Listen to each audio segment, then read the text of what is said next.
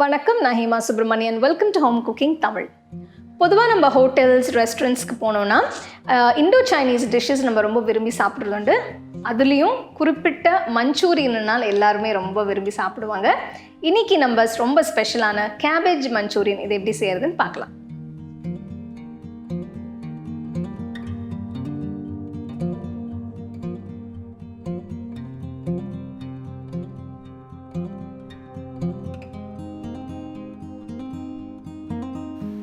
Cabbage Manchurian செய்யறதுக்கு முதல்ல ஒரு பவுலில் 2 கப் கிரேட்டட் கேபேஜ் எடுத்து இதில் 1 டீஸ்பூன் உப்பு, 1 டீஸ்பூன் மிளகாய்த்தூள், கொஞ்சம் மிளகு பொடி,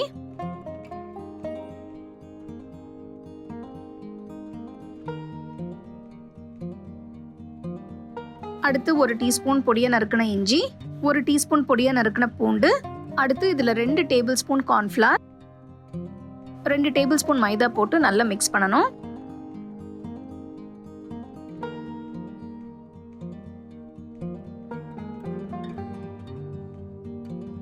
இப்போ பார்த்தீங்கன்னா கேபேஜ் உப்பு போட்டாலே நல்லா தண்ணி விடும். ஸோ நீங்கள் தண்ணி எல்லாம் போட்டு மிக்ஸ் பண்ண தேவையில்லை.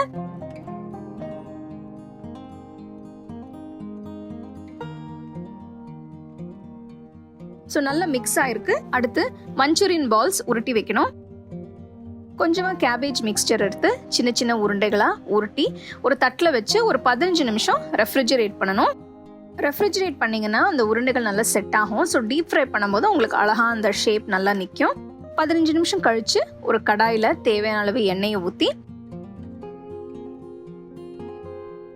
எண்ணெய் சூடான உடனே ஃப்ளேம் மீடியமில் வச்சு செஞ்சு வச்ச மஞ்சூரியன் பால்ஸை ஒன்று ஒன்று எண்ணெயில் போட்டு பொரிச்சு எடுக்கணும்.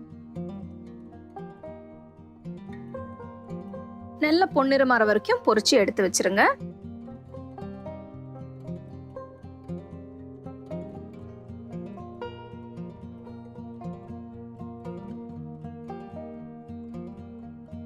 அடுத்து சாஸ் செய்யறதுக்கு ஒரு பேன்ல 1 டேபிள் ஸ்பூன் எண்ணெயை ஊற்றி இதுல 1 டீஸ்பூன் பொடியா நறுக்கின பூண்டு, 1 டீஸ்பூன் பொடியா நறுக்கின இஞ்சி, ஒரு சின்ன வெங்காயம் பொடியா நறுக்கினது,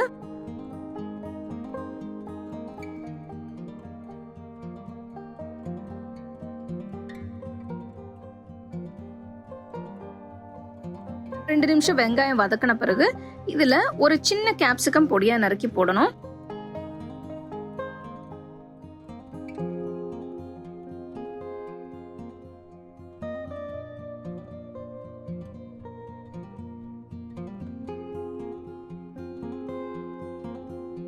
ஒரு 5 நிமிஷம் நல்லா வதங்கின பிறகு இதுல 1 table spoon soya sauce, 2 table spoon red chilli sauce, 3 table spoon tomato ketchup,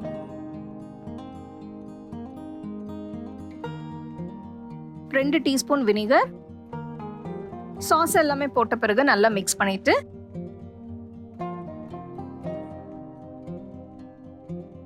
இதுல 1/2 கப் தண்ணி ஊற்றி கொஞ்சம் கொதிக்க விடணும்.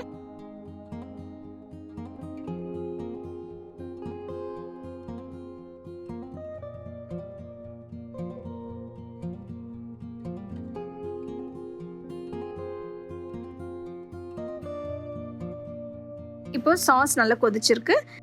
பொரிச்சு வச்ச கேபேஜ் மஞ்சூரியன் பால்ஸை சாஸ்ல போட்டு நல்லா மிக்ஸ் பண்ணணும்.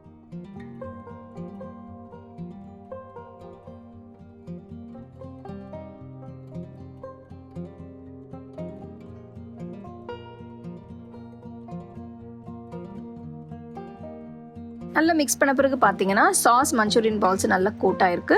இப்போ அடுத்து இதில் 1/2 டீஸ்பூன் சில்லி ஃப்ளேக்ஸ் போட்டு கொஞ்சம் மிளகு பொடி போட்டு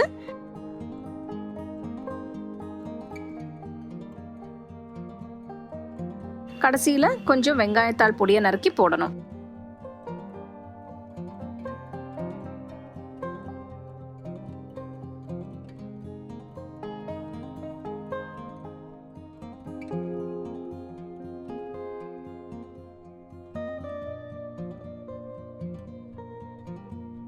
அருமையான கேபேஜ் மஞ்சூரியன் ரெடியா இருக்கு. சூடா சர்வ் பண்ணுங்க.